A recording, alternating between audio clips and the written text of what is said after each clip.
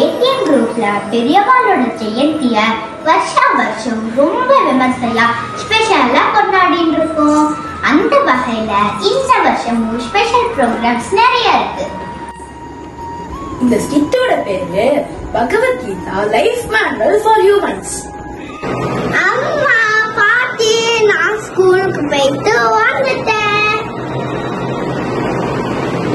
நீனா குழந்தைய நீ எங்க கூட்டிட்டு போக போற? இருக்கேம்மா, ஸ்கூல்ல இருந்து வரே மேல லேட் ஆச்சு. நான் ரொம்ப பயந்து போயிட்டேன். ஸ்கூலுக்கு ஃபோன் பண்ணி கேட்டப்போதான் சொன்னாங்க ஸ்பெஷல் கிளாஸ்னு. ஆமா, நீ எப்படி வந்த? ஆட்டோக்காரர் வேற கிளம்பிருப்பாரே. அம்மா அம்மா ப்ளீஸ் கொஞ்சம் நிறுத்துமா, பேசிட்டே போய் டார்ச்சர் பண்ணாத என்ன. ஹலோ அம்மாவா, எப்படி இருக்கம்மா? நான் நல்லா இருக்கேன். நீ ஏன் ஃபோன் பண்ணவே இல்ல? அம்மா ஆபீஸ்ல மீட்டிங்ஸ்ல ரொம்ப பிஸி ஸ்கெட்யூல்மா, ப்ளீஸ் புரிஞ்சுக்கோமா. அது சரி, ஆபீஸ் ஆபீஸ்னு சொல்லிட்டு பெத்தவங்கள கூட மறந்துடுறீங்க. ஆபீஸ் வேலை குடும்பம் வந்துட்டாலே டைம் சுத்தமா இருக்காது இல்லப்பா.